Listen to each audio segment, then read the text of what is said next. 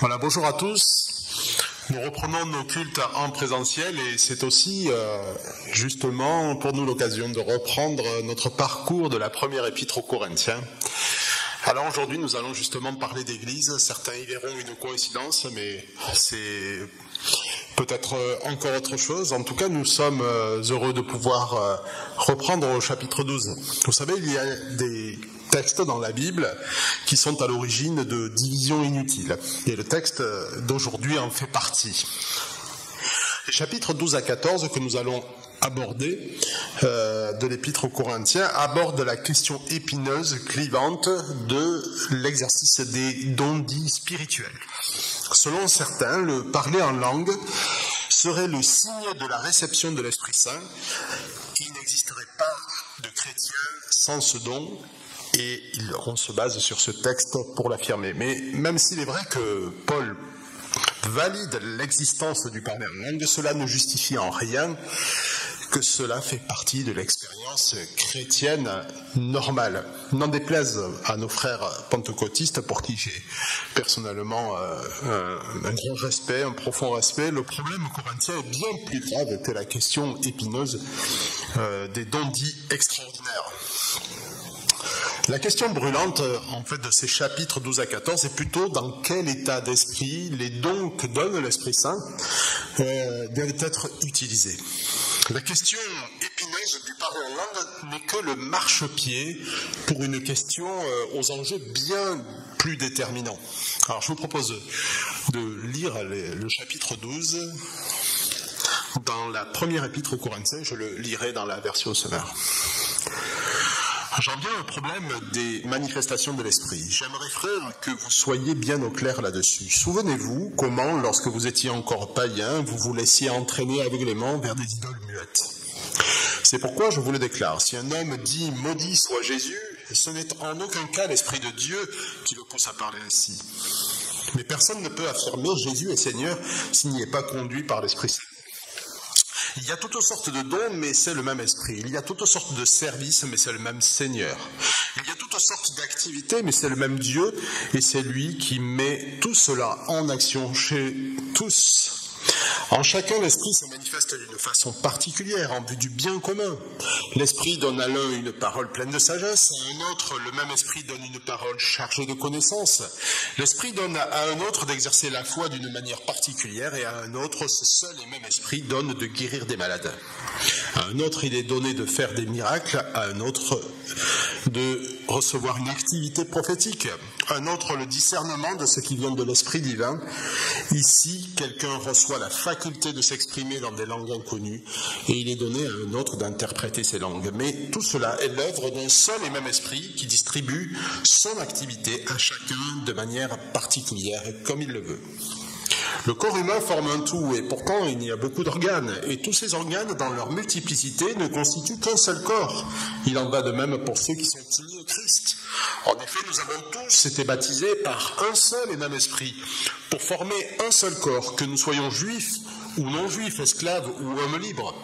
C'est de ce seul et même esprit que nous avons tous reçu à boire. Un corps n'est pas composé d'un membre, d'un organe unique, mais de plusieurs. Si le pied disait « puisque je ne suis pas une main, je ne fais pas partie du corps », et n'en ferait-il pas partie pour autant? Et si l'oreille se mettait à dire « puisque je ne suis pas un œil, je ne fais pas partie du corps », ça serait-elle d'en faire partie pour autant? Si tout le corps était un œil, comment ce corps entendrait-il? Et si tout le corps se réduisait à une oreille, où serait l'odorat? Dieu a disposé chaque organe dans le corps, chacun avec sa particularité, comme il l'a trouvé bon. Car il n'y avait en tout et pour tout qu'un seul organe. S'il n'y avait en tout et pour tout qu'un seul organe, serait-ce un corps? En fait, les organes sont nombreux, mais ils forment ensemble un seul corps. C'est pourquoi l'œil ne saurait dire à la main « je n'ai pas besoin de toi », ni la tête aux pieds « je peux très bien me passer de vous ». Au contraire, les parties du corps qui nous paraissent insignifiantes sont particulièrement nécessaires. Celles que nous estimons le moins sont celles dont nous prenons le plus grand soin. Et celles dont il est indécent de parler, nous les traitons avec des écarts particuliers, dont les autres n'ont guère besoin. Dieu a disposé différentes parties de notre corps de manière à ce qu'on honore davantage celles qui manquent naturellement d'honneur. Il voulait par là éviter toute division dans le corps et faire que chacun des membres ait le même souci des autres. Un membre souffre-t-il? Tous les autres souffrent avec lui. Un membre est-il à l'honneur? Tous les autres partagent sa joie. Or, vous constituez ensemble un corps qui appartient au Christ. Et chacun de vous en particulier en est un membre. C'est ainsi que Dieu a établi dans l'Église, premièrement, des apôtres, deuxièmement, des prophètes, troisièmement, des enseignants qui puis viennent les dons suivants qu'il a fait à l'Église. Les miracles, les guérisons, les malades, l'aide, la direction d'Église, le parler dans des langues inconnues. Tous sont-ils apôtres? Tous sont-ils prophètes? Tous sont-ils enseignants? Tous font-ils des miracles? Est-il donné à tous de guérir des malades? Tous parlent-ils dans des langues inconnues? Ou tous les interprètent-ils? La Sommer dit évidemment non, mais dans l'original, il laisse en suspens la question, ce qui veut dire bien évidemment non. Pour cela, en tout cas, je vais vous indiquer l'approche par excellence. Jusque-là, la parole de Dieu. Chacun a reçu de l'Esprit, en tout cas dans l'Église, dans les enfants de Dieu, chacun a reçu du Saint-Esprit un don et des devoirs et des responsabilités. Mais ce texte ne concerne pas seulement ceux qui parlent en langue. Il nous concerne tous en tant que membres du corps de Christ. Et nous verrons d'abord que le Saint-Esprit se réjouit du bien commun. Le Saint-Esprit se réjouit du bien commun. C'est la première étape. Et puis nous verrons ensuite que le Saint-Esprit se réjouit de la diversité.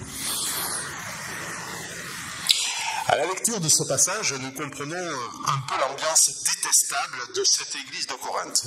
Si Paul aborde la question des pneumaticons, qui ne sont pas des pneumatiques, mais que nous devrions traduire plutôt par choses spirituelles, plutôt que dons spirituels, ce n'est pas ce que dit le texte grec. Si nous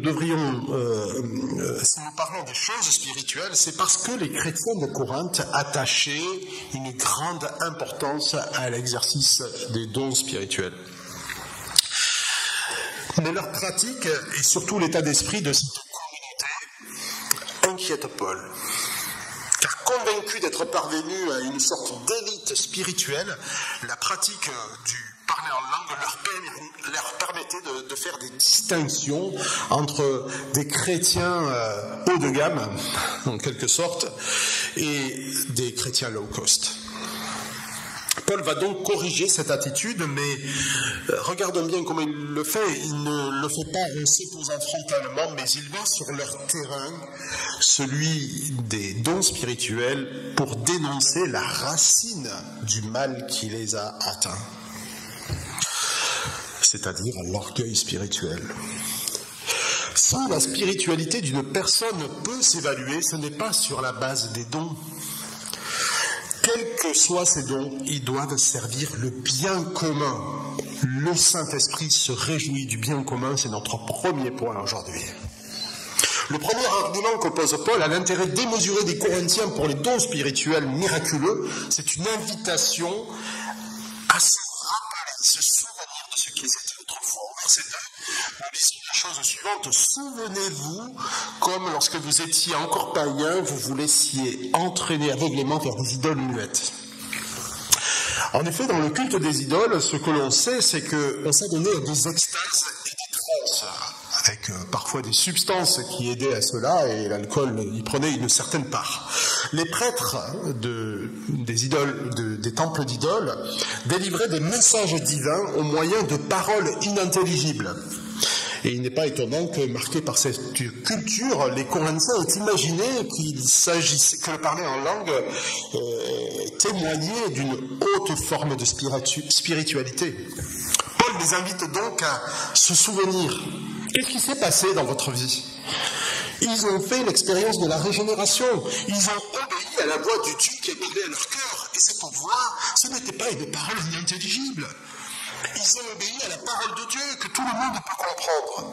Alors, sans nier l'existence du parler en langue, Paul leur rappelle qu'ils se laissaient alors entraîner, et on pourrait traduire le terme grec par entraîner par balloter, aller de droite et de gauche sans trop savoir tituber, par des balbutiements. Il se laissait entraîner par des balbutiements qui ne veulent rien dire, des idoles muettes. Or, quiconque peut dire qu'il a répondu à l'appel de Christ et s'écrier, il est Seigneur, en se détournant des idoles, en se détournant de son ancienne manière de vivre, ne peut le faire que s'il y est conduit par l'Esprit Saint, qui est le verset 3. Alors dans notre contexte, il est possible de se dire, mais est-ce que c'est pas un petit peu léger comme argument? Parce que moi je connais pour ma part, en tout cas, beaucoup de personnes que j'ai baptisées, qui ont proclamé que Jésus-Christ est Seigneur et qui aujourd'hui ne sont pas du tout, sont très loin de l'Église, malheureusement. Mais dans le contexte de l'époque, et il faut revenir dans ce contexte-là, cette confession, Jésus-Christ est Seigneur, avait un coût, parce que le culte majoritaire, c'était le culte de l'empereur et le culte des idoles. Et donc dire Jésus-Christ est Seigneur, c'était dire je refuse le culte majoritaire, je m'y oppose. Et il fallait tourner 7 fois sa langue dans sa bouche avant de le dire. Car certains le faisaient au péril de leur vie. Donc rien, dit Paul, rien ne vous permet de faire cette distinction entre chrétiens, car tous ont confessé au péril de leur vie ou au péril de la persécution que Jésus-Christ est Seigneur, et ils peuvent en payer le prix. Le deuxième argument que Paul avance, c'est celui du Dieu triné, c'est les versets 4 à 6. Le Dieu la Trinité, le Dieu trine, à l'œuvre dans la construction de l'Église. Tout comme le Père, le Fils et le Saint-Esprit ne sont pas divisés, il ne peut y avoir de division dans une Église sur la seule base des dons. Que le Saint-Esprit dispense selon son bon vouloir, mais conformément à la volonté du Père et du Fils. Dieu aime la diversité, et chaque personne de la Trinité remplit un rôle complémentaire dans l'œuvre de la construction de l'Église, du peuple de Dieu. Les dons sont distribués par l'Esprit, nous disent ces versets 4 à 6. Les services, le service qui est la traduction du terme grec diakonon, qui a donné diacre, mais aussi qui a donné ministère.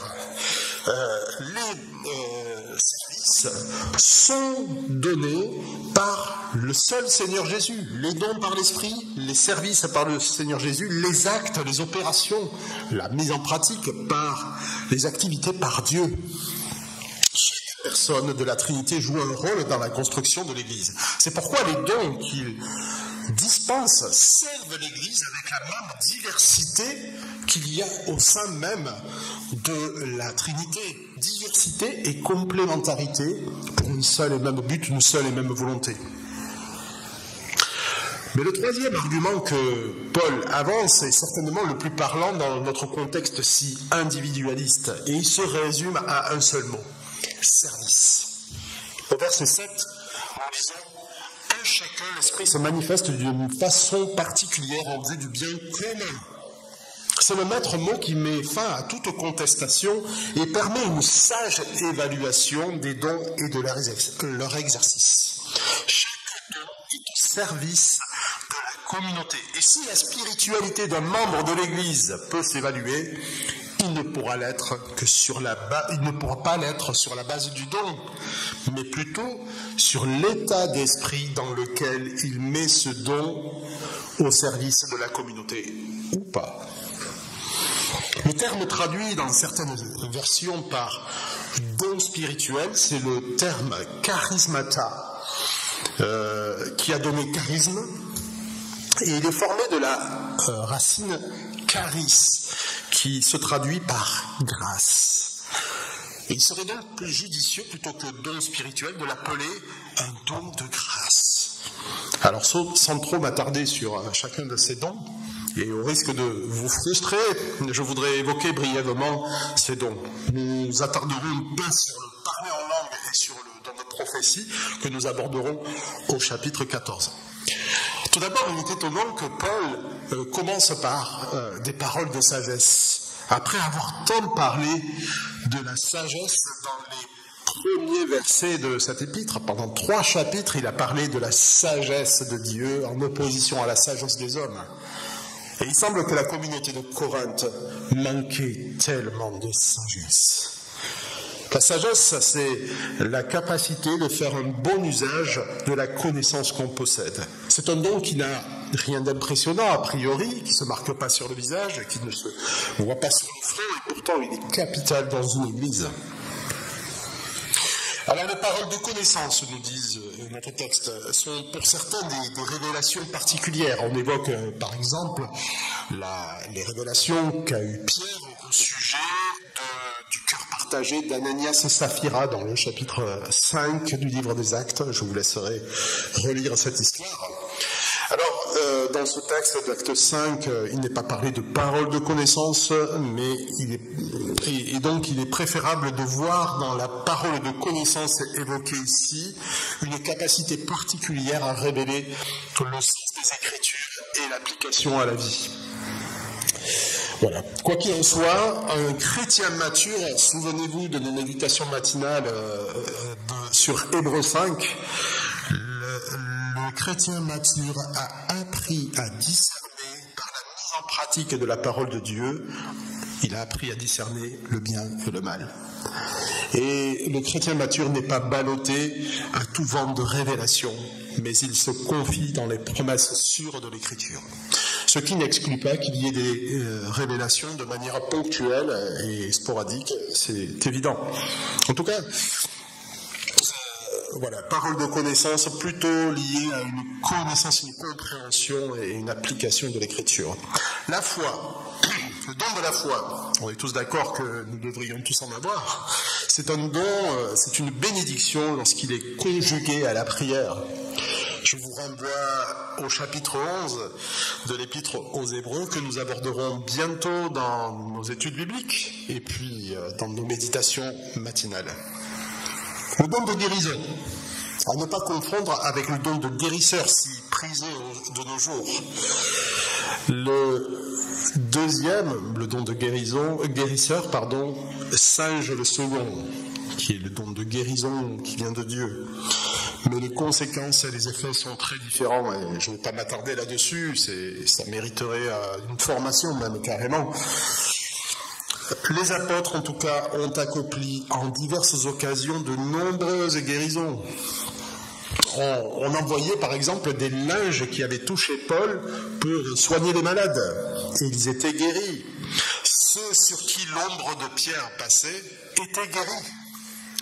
Mais on constate aussi, très paradoxalement, que Paul était impuissant à se guérir lui-même. Il avait une maladie, une écharpe dans sa chair, dit-il, certainement une maladie des yeux, dont il était incapable de se guérir. Et il déplorait lui-même d'avoir eu quelques collaborateurs.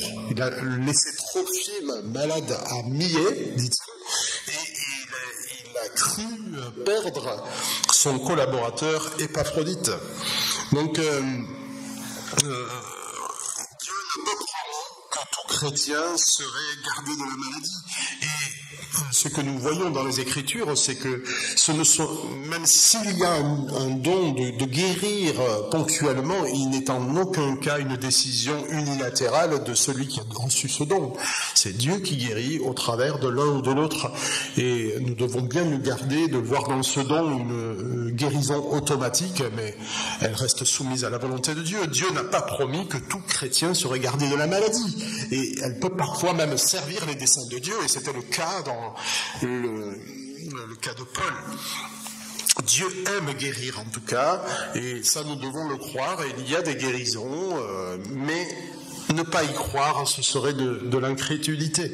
Donc il nous faut aussi croire, et c'est pour cela que nous prions, que Dieu en utilisant les moyens humains et la médecine, et il répond aux prières aussi dans des moyens tout à fait ordinaires, en tout cas à nos yeux.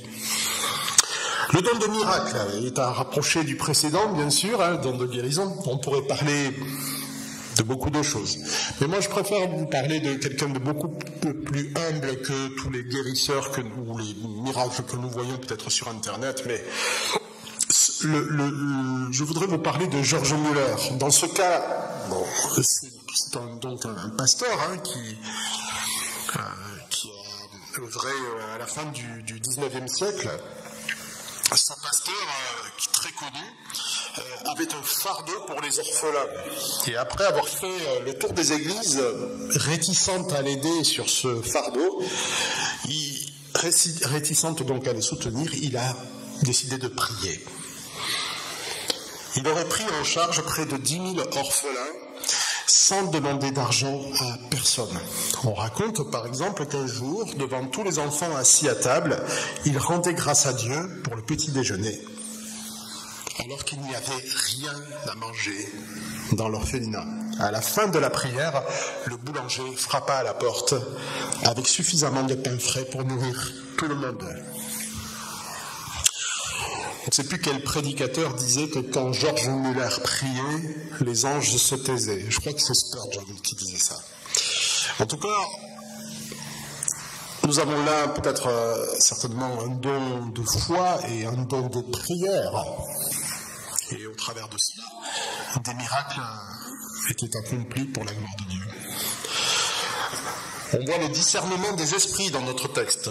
Voilà, et la Sommeur parle de discerner ce qui vient de l'Esprit de Dieu. Il ne faut pas confondre le discernement des esprits dont parle notre texte avec le discernement humain qui peut caractériser toute personne qui a un petit peu d'expérience, mais qui n'est pas forcément guidé par Dieu et qui peut être aussi sujet à l'erreur. Là, il s'agit plutôt de ce qui, d'un discernement de ce qui vient de Dieu et ce qui ne vient pas de Dieu. Et en tout cas, il ne s'agit pas a priori de démonologie, de savoir s'il y a tel esprit un esprit de cigarette ou un esprit de chômage sur telle ou telle personne et qui pèse sur telle ou telle personne, mais plutôt voir ce qui vient de Dieu et ce qui ne vient pas de Dieu. Alors dans notre patois de Canaan, dans notre jargon évangélique, don spirituel égale parler en langue, prophétie, miracle. Nous devons, je pense, être affligés par cela, parce que c'est très loin de la réalité biblique. Je cite James Packer dans son livre « Connaître Dieu », que vous pouvez obtenir, on vous le conseille à la lecture. En tout cas, James Packer, « Connaître Dieu », il dit « Avec l'esprit contrariant et mutilant qui nous caractérise,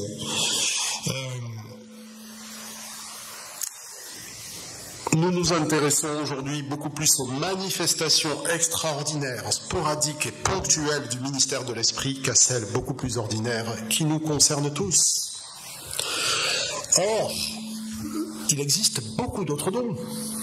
Dans la lettre aux Romains, au chapitre 12, Paul évoque le don de service, l'enseignement, l'encouragement, la libéralité, la direction d'église, l'aide aux malheureux, la prière, l'hospitalité. Et la plupart des dons extraordinaires dont parle Paul aux Corinthiens sont absents.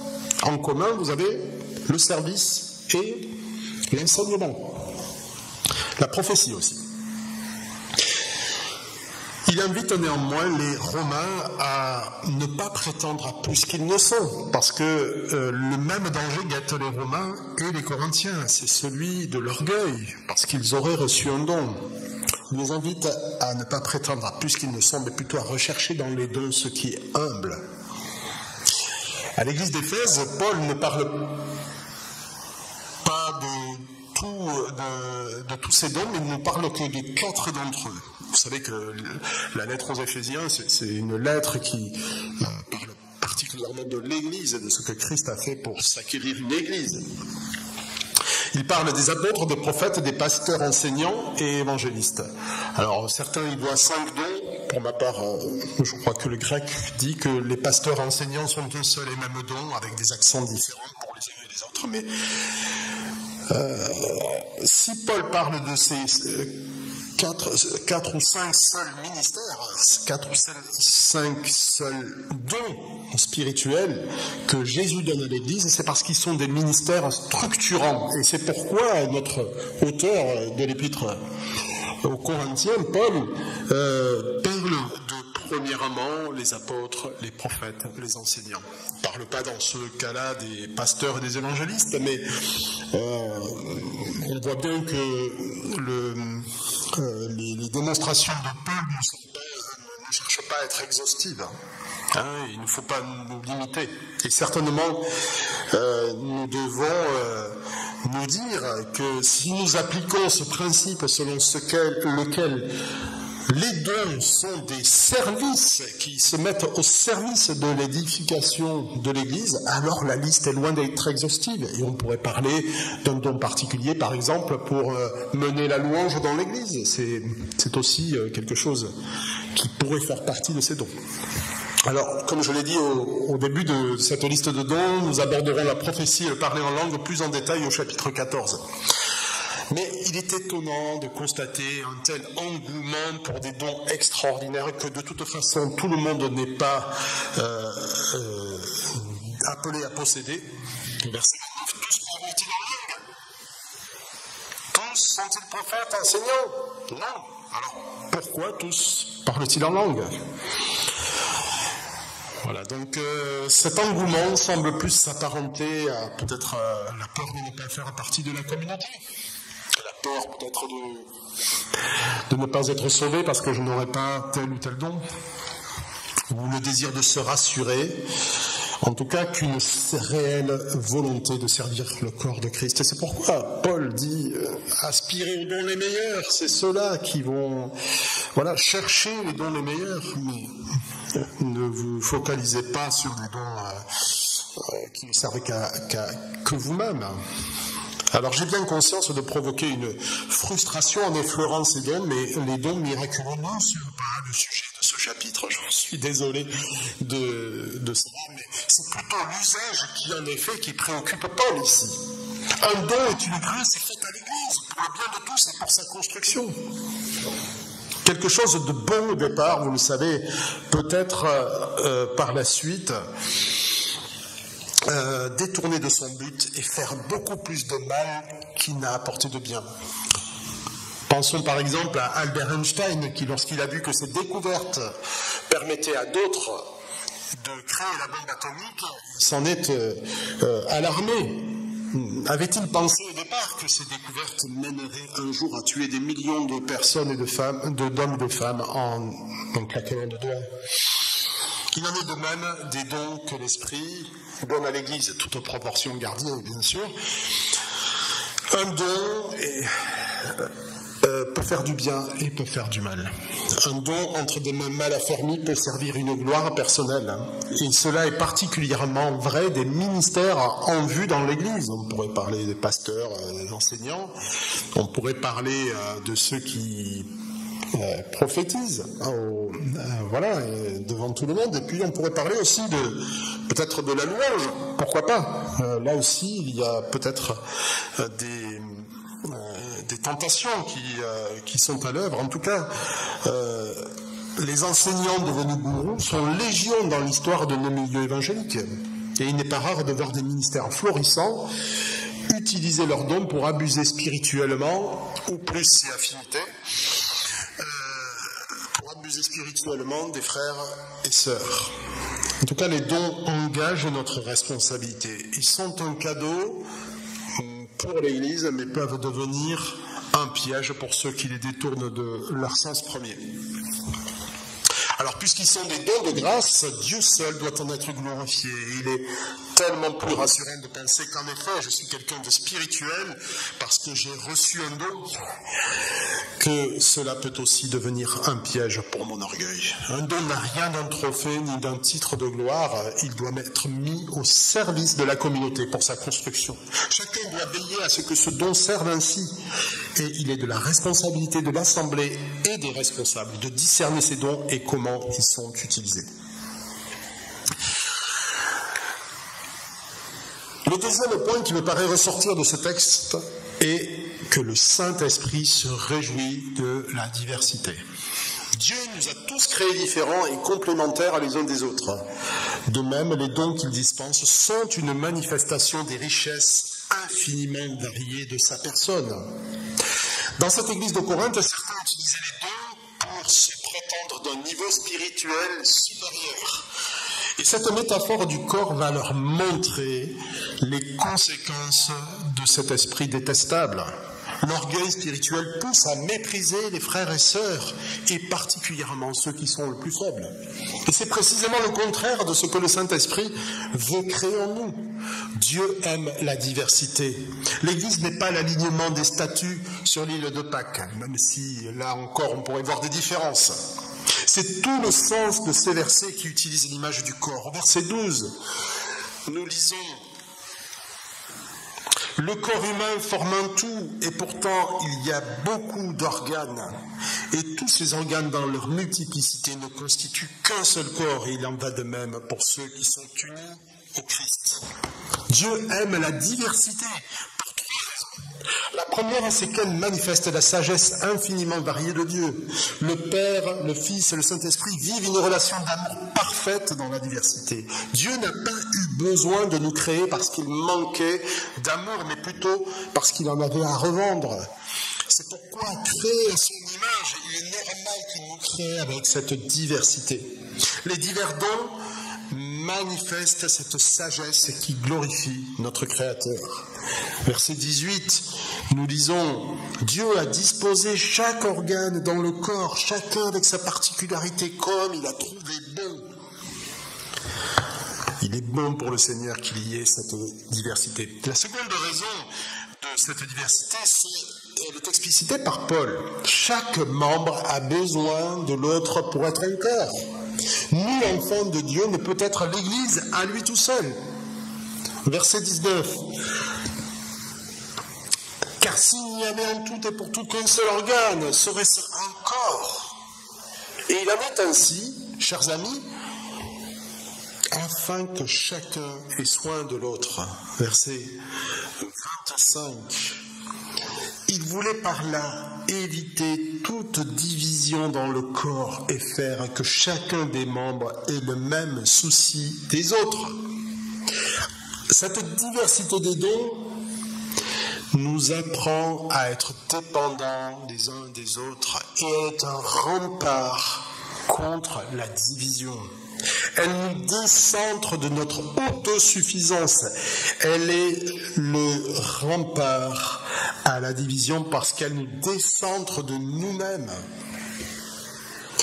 La dernière raison de cette diversité n'est pas très explicite dans le texte, mais elle découle, elle est implicite en tout cas, mais elle découle d'autres textes dans lesquels Paul parle de l'Église en tant que corps de Christ. Et il en parle particulièrement dans l'Épître aux Éphésiens. Paul démontre le parallèle qu'il existe entre l'Église et le mariage. De même que Christ prend soin de son épouse, l'Église, eh bien, comme de son propre corps, eh bien, chaque homme doit prendre soin de sa femme comme son propre corps. Le mariage est une miniature terrestre de ce que Christ fait pour l'Église. Alors, je fais un résumé de ce que Timothy Keller dit dans son livre sur le mariage. En gros, et pour résumer, il n'est pas étonnant que l'on rencontre des défis dans le mariage. Hommes et femmes ont été créés différents. Ils ont des rôles, des dons, des sensibilités différentes, des émotions différentes, des manières différentes de dire « je t'aime ». Ils ont une chose en commun, c'est qu'ils sont pécheurs. Dieu n'a pas voulu que nous soyons parfaitement identiques, mais sur la même longueur d'onde. Et en aimant son double, on ne fait rien d'autre que s'aimer soi-même. Et s'aimer soi-même n'apporte aucun changement. Mais en apprenant à être sensible à la différence de l'autre, à cette défaillance, on apprend un amour tel que Dieu l'inspire, qui est moins centré sur soi, mais plus sur les autres. Selon Timothy Keller, eh bien, l'essence du mariage, c'est de trouver son meilleur ami pour cheminer ensemble vers la sainteté et la ressemblance à Christ. Et c'est pourquoi Paul fait le parallèle, et c'est ce qu'il comprend du Christ et de l'Église dans la lettre aux Éphésiens. Que fait Christ ? Au verset 6 du chapitre 5 de l'Épître aux Éphésiens que vous lirez, il purifie l'Église par sa parole, afin de la présenter rayonnante de beauté, sans tache ni ride, ni aucun défaut, mais digne de se tenir devant Dieu. L'Église est diverse, et la diversité de ses dons, c'est ce que Dieu fait le mieux pour notre sanctification, afin que nous nous décentrions de nous-mêmes et que nous apprenions à aimer vraiment. En se mettant au service de l'autre différent, peut-être celui avec lequel je n'ai pas d'affinité, nous apprenons et nous mettons en pratique l'amour tel que Dieu l'inspire. Cet amour ne sert pas son propre intérêt, mais il fait passer l'intérêt de l'autre avant le sien. Alors, nous n'avons pas dans notre communauté de division au sujet de l'exercice des dons spirituels, en tout cas nous n'en avons plus, mais il peut arriver qu'on ait un regard critique sur sa propre communauté. Vous savez, lorsqu'on se dit que cette église ne me ressemble pas, je n'y suis pas bien parce que elle ne pense pas comme moi. La communauté idéale n'existe pas, car le problème ne vient pas seulement des autres qui sont pécheurs. Il vient aussi de moi qui suis pécheur, centré sur moi-même. Et moi aussi, j'ai besoin des autres pour ma sanctification. Je dois toujours évaluer mon mal-être devant Dieu. Et qu'est-ce qui me pousse à dire que je n'ai pas besoin d'un tel ou d'un tel ? Qu'est-ce qui me fait dire que tel frère ou telle sœur ne m'intéresse pas ? Mon niveau spirituel me pousse-t-il à me mettre à l'écart de certaines personnes de la communauté ? Ou me pousse-t-il à prendre soin des plus faibles ? Suis-je poussé, comme les Corinthiens, à ne fréquenter que ceux qui sont de mon niveau spirituel ? Ou est-ce que je me réjouis de voir des personnes progresser dans la foi ? Posons-nous honnêtement ces questions devant Dieu. Jésus-Christ est venu marcher avec nous, si lent à comprendre, si pauvre spirituellement, si paresseux de nature. Il est venu servir des personnes qui n'étaient pas aimables. Il n'a pas eu honte de donner sa vie pour nous alors que nous étions encore pécheurs. Comment son esprit pourrait-il en nous dénigrer ceux qui nous paraissent plus pauvres spirituellement que nous? Le secret de l'amour, c'est de se mettre au service l'un de l'autre. Et c'est ce que Christ a fait pour son Église, l'épouse des noces de l'agneau. Lorsque je sers quelqu'un, je lui rends un service. Je suis en train de lui dire « je t'aime ». Avez-vous pensé à cela? Chaque fois que je reçois un service d'une personne, elle est en train de me dire « je t'aime ». Des personnes me téléphonent régulièrement, c'est le privilège que j'ai dans cette église, pour me demander comment je vais. Quand elles le font, je me sens aimé et aimé de Dieu. Lorsque nous prions avec quelqu'un, nous lui disons « je t'aime », nous lui disons « j'ai besoin de toi pour prier ». Chaque fois que nous prions en communauté, que nous acceptons de partager la parole en communauté, nous disons deux choses. Nous disons, un, je t'aime, Seigneur. Et je dis, mon frère, ma sœur, je t'aime, j'ai besoin de toi pour prier, pour comprendre la parole ensemble, pour que nous puissions marcher ensemble. Alors bien sûr, nous n'avons pas besoin des autres pour prier, et nous pouvons le faire chacun de notre côté. Nous lisons d'ailleurs tous notre Bible régulièrement et nous la comprenons sans l'aide des autres, n'est-ce pas? Je n'ai pas besoin de Marc-Henri, je n'ai pas besoin de Laurence pour prier. Je n'ai pas besoin de Valérie pour lire ma Bible et la comprendre. Mais quand je le fais en communauté, quand je le fais avec mon épouse, je dis à mon frère, à ma sœur, je dis à ma femme, je t'aime et j'ai besoin de toi pour prier, j'ai besoin de toi pour qu'on comprenne la parole ensemble.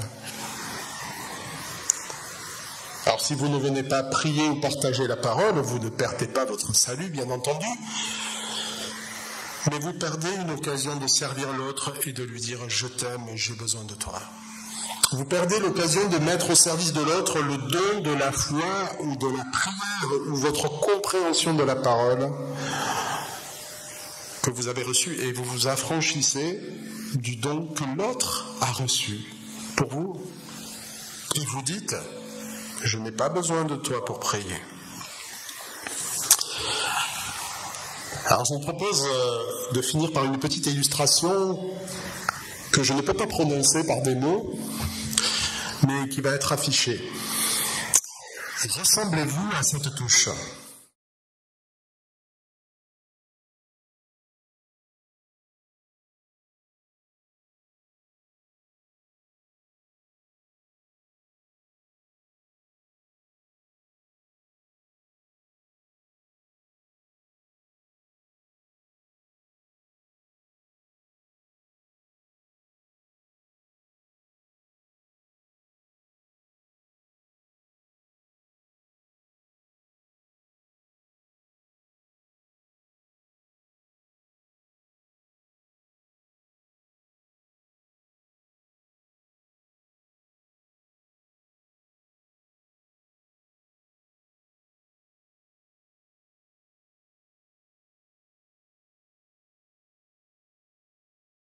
La leçon que nous enseigne ce passage de Corinthiens, la voie par excellence du verset 31, c'est que nous ne devons pas regarder aux dons, mais aux fruits. C'est d'ailleurs quelque chose que nous mettons en exergue dans notre vision d'Église. L'amour doit être le carburant de tous les dons. L'amour de Christ, bien sûr. Si l'exercice des dons est motivé par l'amour, ils seront mis au service du bien commun et en particulier des plus faibles. Il se réjouira avec celui qui rit et il souffrira avec celui qui pleure. Il aura soin des autres. Il cherchera à édifier l'autre, pas seulement en parole, mais aussi en acte. Il ne cherchera pas son propre intérêt, mais il considérera l'intérêt de l'autre comme supérieur au sien. C'est ainsi que la touche Z de ce clavier se transformera en touche E. Et c'est alors que le message que l'Église doit porter pour ce monde, c'est-à-dire l'amour de Christ qui a tant aimé le monde afin que quiconque croit en lui ne périsse point, mais qu'il ait la vie éternelle, que ce message soit enfin compréhensible. Amen.